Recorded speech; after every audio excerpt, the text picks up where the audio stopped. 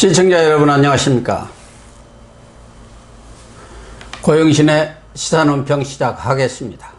시청자 여러분, 그동안 추미애 이성윤의 검찰농단에 절치부심하던 윤석열 검찰총장이 라임 옵티머스 사건을 계기로 해서 드디어 기선을 잡기 시작했습니다. 윤 총장은 반전의 기회를 잡자 무섭게 검사 본색을 드러냈습니다. 윤 총장은 라임 옵티머스 사건에 대해 뒤늦게 보고를 받았습니다. 이성윤 서울중앙지검장이 윤 총장에게 보고도 하지 않은 채 사건 수사를 깔고 뭉갠 때문입니다. 사건 전모를 파악한 윤 총장은 8일 즉시 대규모 금융 사기 사건뿐만 아니라 정관계 로비 사건도 철저히 수사하라고 특별 지시했습니다. 그리고 중앙지검이 현재 10명인 수사팀 인원을 4명 더 늘리겠다고 요청하자 즉시 검사 파견을 승인하고 특수통 검사들로 지명까지 했다고 합니다. 그런데 윤 총장은 12일 또다시 수사 검사 인력을 대폭 증강할 것을 추가 지시했습니다. 매우 이례적인 일입니다. 윤 총장은 연일 언론 보도가 이어지고 권력형 비리 게이트로 비화될 가능성이 높은데 중앙지검이 수사의 적극성과 의지를 보이고 있지 않다고 판단한 것입니다. 대검의 한 간부는 수사팀 보강을 지시한 것은 수사가 제대로 이루어지지 않고 있다는 불만과 질책의 뜻을 담고 있다면서 이성윤 지검장에게 수사 똑바로 하라는 경고 성격이 강하다고 풀이했습니다. 권력형 부정 비리 사건에 당당히 맞서야 한다고 강조해온 윤 총장은 문 정권과 또다시 긴장 관계를 감수하고서라도 이번 사건을 끝까지 파헤치겠다는 각오를 굳힌 것으로 관측이 됩니다.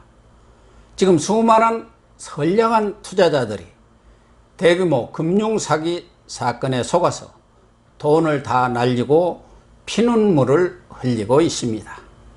유력 대권주자, 청와대 실장급을 비롯한 정관계 고위 인사들의 로비 의혹까지 불거져 나온 실정입니다.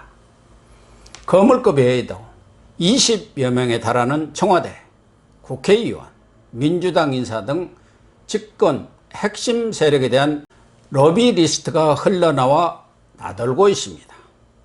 검찰이 지난 6월에 옵티머스 사무실을 압수수색할 때 이미 로비 리스트가 담긴 내부 문건을 확보해 놓고도 수사를 하지 않은 채 방치한 것입니다.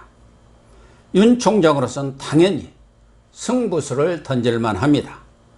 추미애가 인사 칼날을 휘둘러서 손발을 자르고 눈과 귀 역할을 하는 조직들을 없애버렸지만 충분히 승산이 있는 싸움입니다.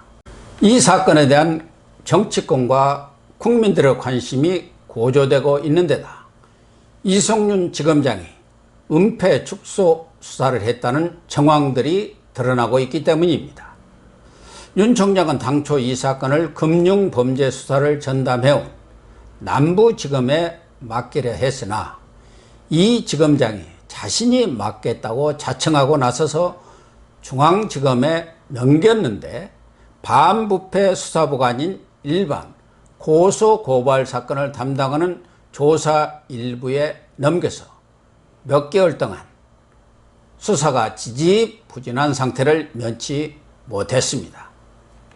의도적으로 정권에 부담이 가는 수사를 가급적 덮으려고 방탄 수사를 해왔다고 볼 수밖에 없습니다. 여권 실세 인사들에 대한 로비나 프로젝트 수익자로 참여한 정부 여당 인사 등과 같은 핵심적인 진술들이 쏟아져 나왔으나 수사 조서에 남기지도 않고 은폐했다고 합니다. 부실 편파 수사 의혹 차원을 넘어서 검찰이 범죄를 감싸는 공범으로 전락한 것입니다. 추미애 아들 수사 때도 동부지검이 당시 추 대표 보좌관이 카투사 지원장교 김모 대위에게 청탁 전화한 사실을 진술했는데도 진술조서에서 빼버렸던 일과 똑같은 일이 벌어진 것이지요. 무엇보다 옵티머스는 정부 산하기관이나 공기업, 공공기관 매출 채권과 같은 안전자산에 투자할 것처럼 홍보해 놓고는 실제로는 부실 대부업체 또는 부실기업 인수 등에 투자한 것으로 나타났습니다. 이런 옵티머스 사기 부실 투자의 결정적인 역할을 한 사람이 사내이사였던 윤석호 변호사입니다. 윤 변호사는 법률 지식을 활용해서 공기업에 투자하는 것처럼 문서를 위조해서 금감원 등을 3년여 동안 속여왔던 것으로 밝혀졌습니다. 바로 이 윤 변호사의 부인이 이모 변호사가 지난해 10월부터 청와대 민정수석실 행정관으로 들어가서 사건이 터진 올 6월까지 일을 했습니다. 바로 가장 힘이 센 민정수석실 행정관을 한 것입니다.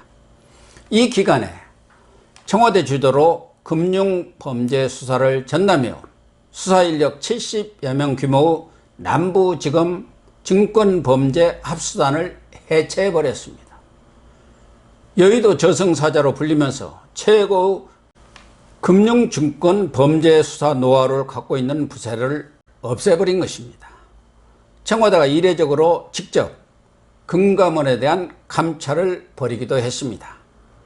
검찰과 금감원의 펀드 사기 사건에 대한 수사와 조사를 방해한 셈입니다. 이 행정관은 옵티머스 지분 9.85%를 가진 대주주입니다. 고양이에게 생선 가게를 맡긴 꼴이죠. 이 행정관을 옵티머스 비자금을 관리하는 트러스트올이라는 자회사에서 500억 원의 뭉칫돈을 빼간 것으로 밝혀졌는데요. 그 돈의 행방이 묘연합니다. 그런데도 이 행정관은 청와대를 그만둔 뒤 참고인 조사를 한 번 받았을 뿐입니다. 사법 조치도 이루어지지 않았습니다. 그러니 라임 옵티머스가 좌파의 젖줄, 돈줄이라는 말이 나오는 것 아니겠습니까? 옵티머스 고문인 이현재 전 부총리, 최동욱 전 검찰총장, 양호 전 나라은행장 등의 역할에 대해서도 여러 가지 뒷소문들이 많습니다. NH증권, 한국전파진흥원 등 주로 재계 쪽 로비를 담당했던 정영재 전 옵티머스 투자 대표, 그리고 연예기획사를 운영하면서 여당 인사 선거 지원을 했던 인맥을 바탕으로 정치권 로비를 담당했던 신모 전 연예기획사 대표 등도 많은 비밀 정보를 갖고 있지만 수사가 지지부진한 틈을 타서 모두 잠적한 상태입니다. 캐면 캘수록 고구마 뿌리처럼 비리 의혹이 쏟아져 나오는 라임 옵티머스 사건을 윤 총장 입장에서는 더 이상 외면할 수 없습니다. 여기서 밀리면 끝장입니다. 차기 대선 주자라서 가능성은 자취하고라도 강골검사, 소신검사 윤석열의 인생은 끝나는 것이죠. 누가 더 윤석열에게 기대를 하겠습니까? 칼을 뽑아둔 윤석열은 이제 사활을 걸고 추미애 이성윤과 건곤일척의 싸움을 벌여야 합니다. 어떤 변명의 여지도 없습니다. 죽든 살든 끝장을 봐야 합니다. 그래서 22일 대검 국감에서 윤 총장의 작심 발언이 나올 것으로 예상되고 있습니다. 지난 2013년 국회 국감에서 사람에게 충성하지 않는다는 유명한 말을 남겼습니다. 당시 윤 총장은 국정원 댓글 사건을 소신껏 수사하다가 좌천되어서 속된 말로 물을 먹고 있던 시절입니다. 이 한마디 말 때문에 당시 조영곤 서울중앙지검장이 눈물을 흘렸고 검사 윤석열을 검찰 수장인 총장의 지휘에까지 올려놓았습니다.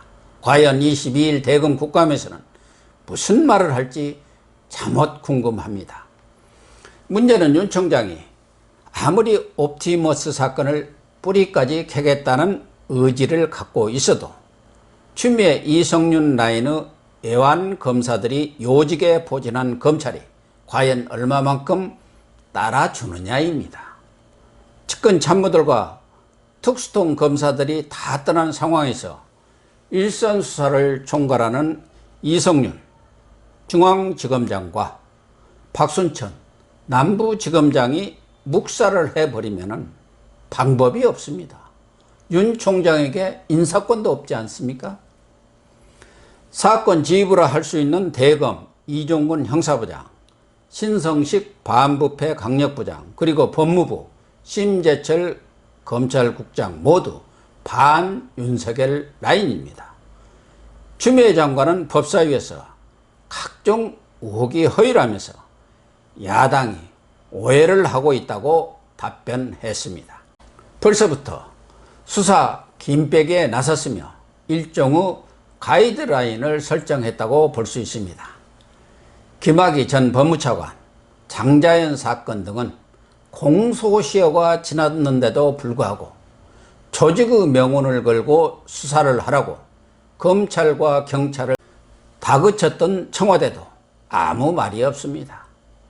청와대가 로비에 깊숙이 개입되었다는 정황들이 드러나고 있으면 엄정하게 수사를 하라고 지시를 내리는 것이 당연하지 않습니까? 문 정권은 이번 사건도 추미애 이성윤을 앞세워 얼마든지 깔아뭉갤 수 있다고 자신하는 모양입니다. 그러나 손바닥으로 하늘을 가릴 수는 없습니다. 라임 옵티머스 수사가 여론의 강력한 지지를 받고 있기 때문에 머지않아 물러날 추미애가 덮는다고 덮어질 사건이 아닙니다. 윤 총장은 기왕 작심하고 칼을 빼든 이상 물러설 곳이 없습니다. 어려움이 예상되지만 돌파해야 합니다. 누구보다도 윤 총장이 그 방법을 잘 알고 있을 것이고 길이 없으면 찾아내야 합니다. 그래야 검찰도 살고 윤 총장도 산다고 생각합니다. 윤 총장의 화이팅을 기대합니다. 지금까지 시청해 주셔서 감사합니다.